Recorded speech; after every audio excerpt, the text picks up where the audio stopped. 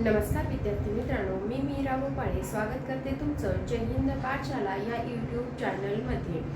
आज आपण पंचायत राज या टॉपिकचा अभ्यास करणार आहोत। माझा पूर्ण प्रयत्न असेल की पंचायत राजवर प्रश्न आलेला या व्हिडिओच्या बाहेर जाणार नाही याची मी पूर्णपणे काळजी घेतलेली आहे। चला तर मग सुरुवात करूया आजच्या व्हिडिओला। पंचायत राज, आता पंचायत राज म्हटलं की त्यामध्ये आपल्याला काय काय दिसतं तर ग्रामपंचायत, त्याचबरोबर जिल्हा परिषद आणि नगर परिषद पंचायत समितीच्या निवडणुका। मग ह्या निवडणुका घ्यायला केव्हा सुरुवात झालं तर 73वी घटना दुरुस्ती झाली 1992 ला आणि आपण पंचायत राज हा विषय भाग 9 मध्ये ऍड केला। त्याचबरोबर 11वे परिशिष्ट आणि कलम 243 ऍड केलं। 243 मध्ये कुठून कुठपर्यंत तर 243 ए ते 243 ओ पर्यंत आपण ऍड केलेलं आहे। तर मग 73वी घटना दुरुस्ती 1992 ला झाली आणि पंचायत राज व्यवस्थेला घटनात्मक स्थान मिळतं। घटनात्मक स्थान म्हणजे काय तर घटनात्मक स्थान म्हणजे आपल्या जे काही राजघटना आहे त्या राजघटनेमध्ये एक विशिष्ट कलम तयार करून त्याला स्थान भेटतं, त्याला आपण घटनात्मक स्थान म्हणत असतो। त्यामध्ये काय येतं, ग्रामपंचायत, पंचायत समिती, जिल्हा परिषदा या सर्व गोष्टी ह्या 73व्या घटना दुरुस्तीने पंचायत राज व्यवस्थेमध्ये ऍड केल्या। याची अंमलबजावणी सुरू झाली 24 एप्रिल 1993 ला। मग या जे काही विधेयक मांडावं लागते आपल्याला घटना दुरुस्ती करण्याच्या अगोदर। मग हे विधेयक किती राज्यांनी मान्य केलं तर 17 राज्यांनी हे विधेयक मान्य केलं। तर बिहार आणि पश्चिम बंगाल या 2 राज्यांनी त्याला मान्यता नाकारली। म्हणजेच काय केलं तर ते आम्ही लागू करणार नाही असं सांगितलं। तर मग आपल्या भारतीय राजघटनेने कायदा केला। कायदा केल्यावर सगळ्यांना बंधनकारक असतो, म्हणून कायदा करून तो बंधनकारक केलं। आणि त्यावेळेस जे ग्रामविकास मंत्री होते ते जी वेंकटस्वामी हे होते। मग ही तरतूद कोणाकोणाला लागू नाही तर 243 कलम ए ते ओ पर्यंत आहे, पण 244 कलम 1 आणि 243 अंतर्गत 1 आणि 2 ह्या 2 राज्यांना ती कलम लागू नाही। तर 243(1) मध्ये अनुसूचित क्षेत्र येतात, तर 243(2) मध्ये नागालँड, मिझोराम, मेघालय, मणिपूर आणि या राज्यातील पहाडी क्षेत्र, त्याचबरोबर दार्जिलिंगचं गुरखा पहाडी क्षेत्र या राज्यांना 73वी घटना दुरुस्ती लागू नाही। ही गोष्ट लक्षात ठेवायची, कारण या गोष्टीवर आता आयोग प्रश्न विचारू शकतो।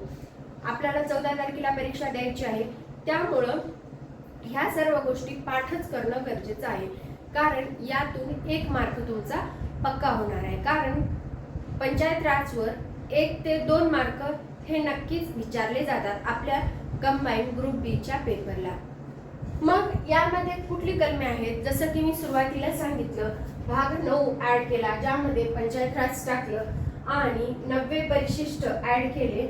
त्याचबरोबर अनुच्छेद म्हणजेच कलम 243 ए ते ओ ऍड केलं। मग 243 ए मध्ये काय आहे तर ग्रामसभा आहे।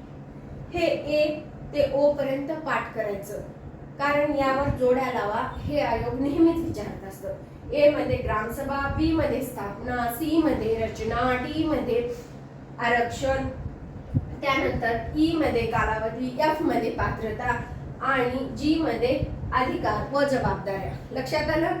ए मध्ये काय ग्रामसभा, बी मध्ये काय तर स्थापना, सी मध्ये काय रचना, डी मध्ये काय तर डी मध्ये आरक्षण, एफ मध्ये काय ई मध्ये कालावधी, एफ मध्ये काय तर पात्रता आणि जी मध्ये अधिकार व जबाबदाऱ्या। हे लक्षात आलं? यानंतर एच मध्ये काय आहे तर एच मध्ये पंचायत निधी, आय मध्ये पंचायतीचा वित्त आयोग, जे मध्ये पंचायतीचे लेखापरीक्षण, के मध्ये पंचायतीच्या निवडणुका आणि एल मध्ये घटनात्मक दुरुस्ती, जे काही राज्य क्षेत्र आहे त्यांना लागू असेल। त्याचबरोबर एम मध्ये जे घटना दुरुस्ती लागू नसणे ह्या गोष्टी आहेत। आणि एन मध्ये विद्यमान कायद्याचे अस्तित्व, त्याचबरोबर ओ मध्ये न्यायालयाने हस्तक्षेप करायचा नाही, या गोष्टी आपल्याला सांगितलेल्या आहेत। आता हे तर झालं पंचायत राज व्यवस्थेबद्दल। मग हे इम्प्लिमेंटेशन करण्यासाठी कुठला वेगळा आयोग आहे का, की आपला केंद्रीय निवडणूक आयोगच याचं इम्प्लिमेंटेशन करतं? तर नाही, आपण वेगळा राज्य निवडणूक आयोग स्थापन केला। त्या आयोग हा जिल्हा परिषद, ग्रामपंचायत, पंचायत समिती या सर्वांच्या निवडणुका घेतो। आता आपल्याला आयोग या का गोष्टीवर इथे फसू शकतो, ती म्हणजे आपल्याला असं सांगू शकतो की राज्य निवडणूक आयोग हा विधिमंडळ आणि विधान परिषदेचा निवडणुका घेतात, तर नाही, केंद्रीय निवडणूक आयोग हा राज्य विधिमंडळ आणि विधान परिषद यांच्या निवडणुका घेत असतं। राज्य विधिमंडळ फक्त आणि फक्त स्थानिक स्वराज्य संस्थांच्या निवडणुका घेत असतं। मग अशा या राज्य निवडणूक आयोगाची स्थापना कधी झाली ते आता आपण पुढे पाहूया। व्हिडिओमध्ये पुढे जाण्याच्या अगोदर एक महत्त्वाची सूचना म्हणजे जर तुम्हाला हा व्हिडिओ आवडला तर लाईक करा, चॅनलला सबस्क्राईब करा आणि जास्तीत जास्त गरजू, मेहनती आणि जिद्दी विद्यार्थ्यांपर्यंत हा व्हिडिओ पोहोचवा। कारण काल राज्यसेवेच्या परीक्षेमध्ये 15 पैकी 13 प्रश्न हे आपल्या अशा छोट्या छोट्या व्हिडिओमधून कव्हर झालेले होते। ह्याचा प्रूफ मी तुम्हाला चॅनलवर दिलेला आहे। राज्य निवडणूक आयोग पाहण्याच्या अगोदर आपण भारतातील स्थानिक स्वराज्य संस्था कशा कशा आहेत किंवा कसं वर्गीकरण आहे हे पाहूया।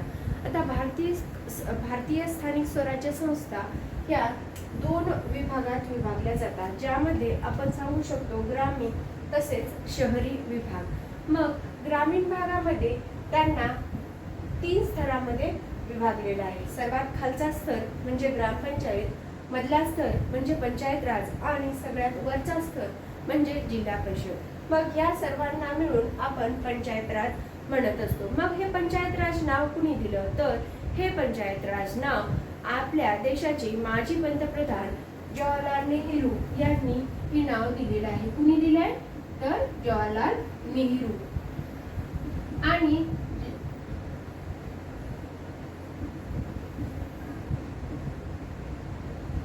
आणि आपण पंचायत राज दिवस कधी साजरा करतो, तर तो 24 एप्रिल या दिवशी आपण पंचायत राज दिवस साजरा करत असतो। राज्य निवडणूक आयोग, आता ह्या राज्य निवडणूक आयोगाचं कलम काय, तर 243 के ते 243 ZA पर्यंत राज्य निवडणूक आयोग आहे। मग आपल्या महाराष्ट्र राज्य निवडणूक आयोगाची कधी स्थापना झाली, तर 26 एप्रिल 1994 रोजी महाराष्ट्र राज्य निवडणूक आयोगाची स्थापना झाली। मग यांचं कार्य काय, जसं की मी पहिले सांगितलं तुम्हाला की स्थानिक स्वराज्य संस्थेच्या निवडणुका घेणं, म्हणजे यांचं काम स्थानिक स्वराज्य संस्थेच्या निवडणुका घेणं हे तर आहेच, पण त्याचबरोबर मतदार याद्या तयार करणं हे सुद्धा ग्रामपंचायतीचंच राज्य निवडणूक आयोगाचंच कार्य आहे। मग पहिले आयुक्त कोण होते आपल्या महाराष्ट्राचे, तर DN चौधरी हे पहिले आयुक्त होते महाराष्ट्र राज्याच्या राज्य निवडणूक आयोगाचे।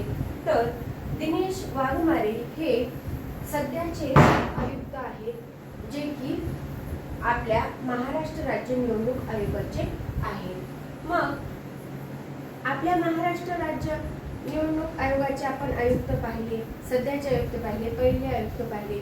मग या आयुक्ताची नेमणूक कोण करतं, तर या आयुक्ताची नेमणूक राज्यपाल करतात, पण त्यांना पदच्युत म्हणजेच त्यांना कामावरून काढून टाकण्यासाठी राष्ट्रपती काढून टाकतात, पण ते न्यायालयाच्या चौकशी अंती काढून टाकतात। ही गोष्ट सुद्धा लक्षात ठेवायची, कारण जो माणूस नियुक्त करतो त्यालाच अधिकार असतात काढून टाकायचे, पण इथे तसं नाही।